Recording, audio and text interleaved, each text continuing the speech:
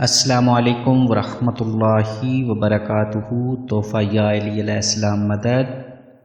مومنین، سیرت آل محمد علیہ الصلاۃ والسلام کی اس سیریز کی ایک نئی ویڈیو کے ساتھ آپ کی خدمت میں حاضر ہیں۔ کتاب 14 ستارے کے باب حضرت صلی اللہ علیہ وآلہ وسلم کے مختصر خاندانی حالات کے ذکر میں آج ہم ذکر کریں گے اپنے پیارے نبی حضرت محمد مصطفیٰ صلی اللہ علیہ وآلہ وسلم کے چچا اور امام علی علیہ الصلاۃ والسلام کے والد بزرگوار جناب حضرت ابو طالب علیہ السلام کا بالکل ایک نئے انداز میں۔ مومنین، ہمارا مقصد ذکر محمد و آل محمد علیہ الصلاۃ والسلام کو زیادہ سے زیادہ لوگوں تک پہنچانے کا ہے۔ اس میں آپ کو میرا ساتھ دینا ہوگا۔ مومنین، میں آپ سے گزارش کرتا ہوں کہ ثواب کی نیت سے ہمارے یوٹیوب چینل زوار سید اظہر حسین ہمدانی کو سبسکرائب کر دیں، اور ثواب کی نیت سے ہماری ویڈیو کو لائک کر دیں، اور ثواب کی نیت سے ہماری ویڈیو کو شیئر کر دیں۔ جتنے زیادہ سے زیادہ مومنین تک یہ ویڈیو پہنچے گی، اس کا اجر و ثواب آپ کو ملتا رہے گا۔ جی مومنین، تو چلتے ہیں ویڈیو کی طرف۔ حضرت ابو طالب علیہ السلام، آپ حضرت ہاشم علیہ السلام کے پوتے، عبد المطلب علیہ السلام کے بیٹے اور جناب عبداللہ علیہ السلام کے سگے بھائی تھے۔ آپ کا اصلی نام عمران تھا، کنیت ابو طالب علیہ السلام تھی۔ آپ کی مادر گرامی فاطمہ بنت عمرو مخزومی تھی۔ شمس العلماء نذیر احمد کا کہنا ہے کہ آپ علیہ السلام عبد المطلب علیہ السلام کے اولاد ذکور میں سب سے زیادہ باوقار اور عقل مند تھے۔ عبد المطلب علیہ السلام کے بعد پیغمبر اسلام صلی اللہ علیہ وآلہ وسلم کی پرورش آپ نے شروع کی اور تا حیات ان کی نصرت و حمایت کرتے رہے۔ مولوی شبلی کا کہنا ہے کہ ابو طالب علیہ السلام کا یہ طریقہ تعزیز رہا کہ حضرت صلی اللہ علیہ وآلہ وسلم کو اپنے ساتھ سلاتے تھے اور جہاں جاتے تھے ساتھ لے جاتے تھے۔ کفار قریش اور اشرار یہود سے آپ علیہ السلام نے حضرت صلی اللہ علیہ وآلہ وسلم کی حفاظت کی اور انہیں کسی قسم کا گزند یعنی نقصان نہیں پہنچنے دیا۔ مورخ ابن اسیر کا کہنا ہے کہ سفر شام کے موقع پر ایک راہب کی نظر آپ صلی اللہ علیہ وآلہ وسلم پر پڑی۔ اس نے ان میں بزرگی کے آثار دیکھے اور ابو طالب علیہ السلام سے کہا کہ انہیں جلد واپس وطن لے جاؤ، مبادا انہیں یہود قتل کر ڈالیں۔ ابو طالب علیہ السلام نے اپنا سارا سامان تجارت فروخت کر کے وطن کی راہ لی۔ مورخ دیار بکری کا کہنا ہے کہ حضرت محمد مصطفیٰ صلی اللہ علیہ وآلہ وسلم جناب ابو طالب علیہ السلام کی تحریک سے جناب ختیجہ علیہ السلام کا مال برائے فروخت شام کی طرف لے جایا کرتے تھے۔ مومنین، یہ پہلے مشیر ہیں جو ہمارے پیارے نبی حضرت محمد مصطفیٰ صلی اللہ علیہ وآلہ وسلم کو اپنے مفید مشورے دیا کرتے تھے۔ چند دنوں میں ختیجہ علیہ السلام نے شادی کی خواہش کی اور نسبت ٹھہر گئی۔ جناب ابو طالب علیہ السلام نے حضرت صلی اللہ علیہ وآلہ وسلم کی طرف سے خطبہ نکاح پڑھا۔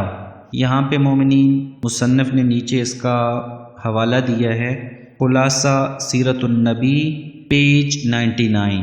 ابو طالب علیہ السلام کے خطبہ کی ابتدا ان لفظوں سے ہے: الحمد للہ الذی جعلنا من ذریۃ ابراہیم یعنی تمام تعریفیں اس خدا کے لیے ہیں جس نے ہمیں ذریت ابراہیم علیہ السلام میں قرار دیا۔ مومنین، یہاں پہ ایک چیز اور واضح کرنا چاہوں گا کہ ابھی تک اللہ کے نبی حضرت محمد مصطفیٰ صلی اللہ علیہ وآلہ وسلم نے اعلان نبوت نہیں فرمایا تھا، اور اس وقت کا معاشرہ جو بتوں کی پرستش کرتا تھا وہ اللہ سے ناواقف تھے۔ لیکن جناب ابو طالب علیہ السلام جب ہمارے پیارے نبی حضرت محمد مصطفیٰ صلی اللہ علیہ وآلہ وسلم کا نکاح پڑھنے لگے تو آپ کے جو پہلے الفاظ تھے وہ تھے الحمدللہ، تمام تعریفیں ہیں اس اللہ کے لیے۔ جی مومنین، آگے 400 دینار سرخ پر عقد ہوا۔ عقد نکاح کے بعد فرحہ ابو طالب علیہ السلام فرحن شدیدن، حضرت ابو طالب علیہ السلام بہت ہی خوش ہوئے۔ صاحب کتاب لکھتے ہیں، علامہ تریحی کا بحوالہ امام جعفر صادق علیہ السلام کہنا ہے کہ ابو طالب علیہ السلام ایمان کے تحفظ میں اصحاب کہف کے مانند تھے۔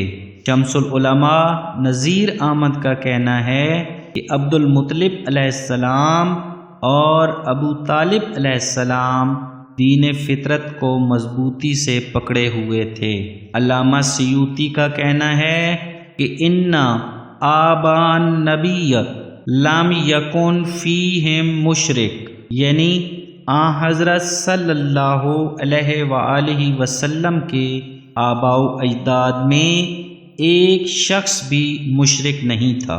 قرآن مجید میں ہے کہ اے نبی صلی اللہ علیہ وآلہ وسلم، ہم نے تم کو سجدہ کرنے والوں کی پشت میں رکھا۔ ابو طالب علیہ السلام کے متعلق شمس العلماء نذیر احمد کا کہنا ہے کہ وہ دل سے پیغمبر کو سچا پیغمبر اور اسلام کو خدائی دین سمجھتے تھے۔ شمس العلماء شبلی کا کہنا ہے کہ ابو طالب علیہ السلام مرتے وقت بھی کلمہ پڑھ رہے تھے، لیکن بخاری کی ایک ایسی مرسل روایت کی بنا پر جس میں مسیب شامل ہے انہیں غیر مسلم کہا جاتا ہے، جو قابل صحت لائق تسلیم نہیں ہے۔ غرض یہ کہ آپ کے مومن اور مسلمان ہونے پر منصف مورخین کا اتفاق ہے۔ ابو طالب علیہ السلام کے دو شعر قابل ملاحظہ ہیں۔ وَدَعْوَتَنِي وَعَلِّمْتَ إِنَّكَ صَادِقٌ وَلَقَدْ صَدَقْتَ فَكُنْتَ قَبْلَ أَمِينًا وَلَقَدْ عَلِمْتَ بِأَنَّ دِينَ مُحَمَّدٍ وَمِنْ خَيْرِ أَدْيَانِ الْبَرِيَّةِ دِينًا۔ ترجمہ: اے محمد صلی اللہ علیہ وآلہ وسلم، تم نے مجھے اسلام کی طرف دعوت دی اور میں خوب جانتا ہوں کہ تم یقیناً سچے ہو، کیونکہ تم اس عہد نبوت کے اظہار سے قبل بھی لوگوں کی نظر میں سچے رہے ہو۔ میں اچھی طرح جانے ہوئے ہوں کہ اے محمد صلی اللہ علیہ وآلہ وسلم، تمہارا دین دنیا کے تمام ادیان سے بہتر ہے۔